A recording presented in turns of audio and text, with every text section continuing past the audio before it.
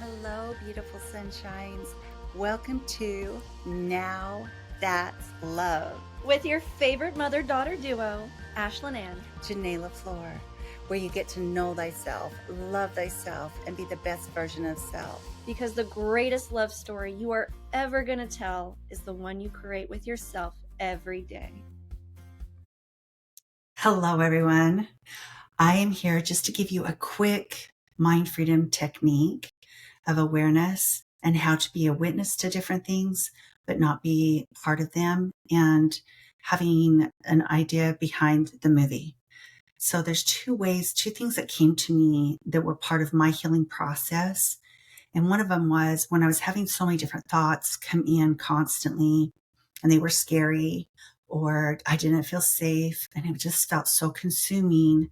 I would say to myself at times, would I sit down and watch a horror movie or a nightmare movie, a thriller movie 24/7? And the answer was no. So I don't need to have this movie reel going on in my mind. And that was when I'd step into meditation, or I would write things down, maybe even contacting someone that I trusted and cared about. Just take a deep breath and realize that that movie reel has been played. You don't have to play it again. You are the master of your mind. And just by consistently doing your very best to say, stop this movie reel, I even took it a step further in my meditation a couple of times where I took the DVD out and I smashed it. Because at first I was just filing it away, like, oh, I'm just filing. Like, actually, I don't know that I really ever want to watch this again. My mind will bring it up in little bits and pieces, not the emotional ties to it, if I need it. And I trust that for the wisdom. But I smashed out that DVD because I'm pretty freaking done with this.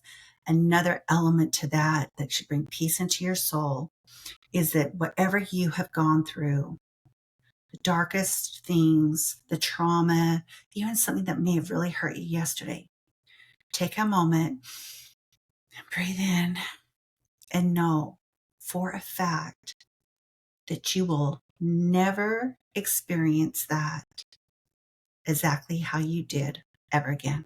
It's been done. It's been done. So it's over. It's done.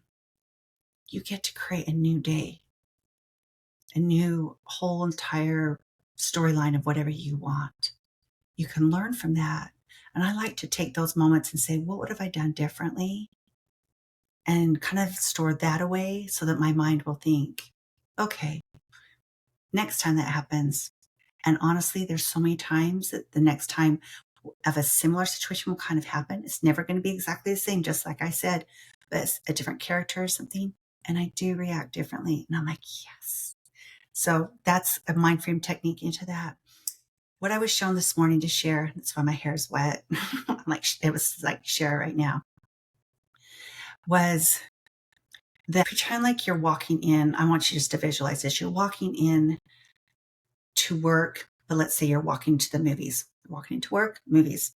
There are different directors running their own movies. You're your own director running your own movie. Now you have to give acceptance of being asked to be an actress or an actor in someone else's movie. Okay? The only way we just jump into somebody's movie is either going to be conscious or unconsciously. A lot of times when it's unconsciously, we're like, oh crap, I wish I wouldn't have said that. Or dang, now I'm thinking about that for 3 days. Now that was really devastating. That was really crappy. So just being the master of your own ship, the own director, and deciding when somebody comes up to you, you can sit there in that moment, take a deep breath and say, okay, I may have sat down to the movie previews, but I only have time for a preview with this person. My time is very valuable. I'm very aware of my health, and dis-ease causes disease. So I've got to decide at this moment, am I going to give them time of a movie reel, or I'm going to give them the whole entire freaking movie? And a lot of times, you're just the witness of the movie. That's where you want to be, is the witness of their movie. If they're talking to you, and you're just witnessing their movie. But we get jumped into being actors or actresses when we don't realize that we're not part of this movie. We're the awareness, but no, now we think we are that girl that's having this happen to her in the movie because we've jumped in reactive.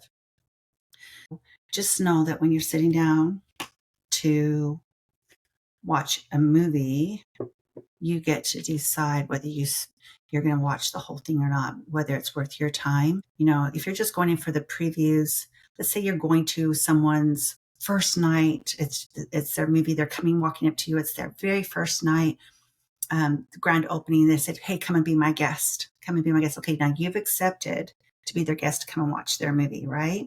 That's what we make it in agreements with every time we are communicating with somebody. We're accepting that we want to spend our moment of precious time to be with them consciously.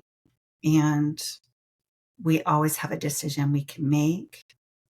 And a lot of times with codependency, people will feel like they need to stay there as a people pleaser. What would happen if I just said, I've got to go, I'm sorry, because we're more afraid of their reaction of disappointment or speaking our mind. Like, you know what? Today I don't have this vessel to be able to take on what you have going on. For dear friends, this is something you can do with family members too, that you absolutely you love these people. You can kind of make an agreement with each other. I've done this with certain people. Do you have the capacity right now to take on what I have about to say?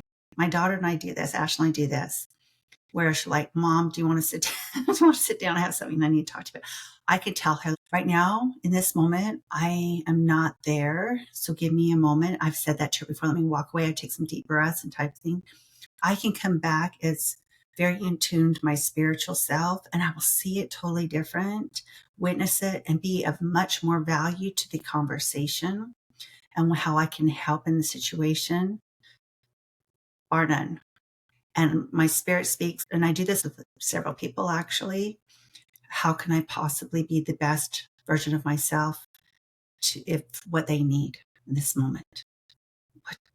How can I be that person? Because it's not always about being rainbows and sunshine with people we talk. It's not like, oh, well, they're being negative, I'm going to walk away. That's not it at all. It's just such a beautifulness of life. But it's just being the witness and just watching their movie. There's a lot of wonderful movies we've watched, even if they're tragedies, different things. People need people, right? The connection. Are you there in that space that you can just be the viewer?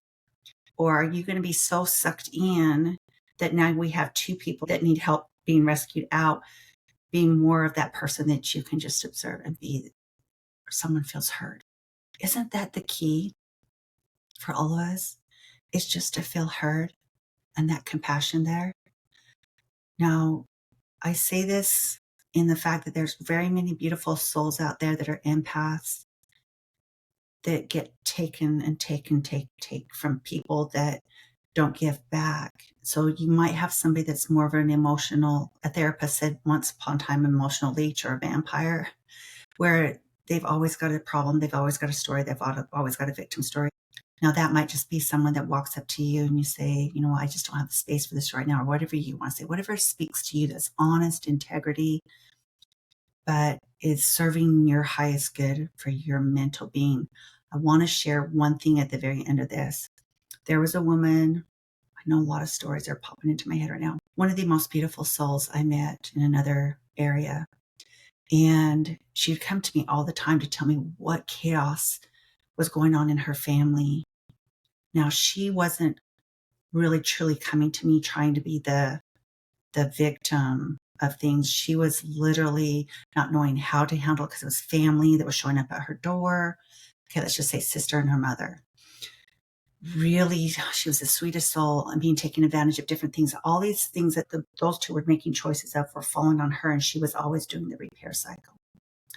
And I told her, I said, listen, you've just got to put up these boundaries.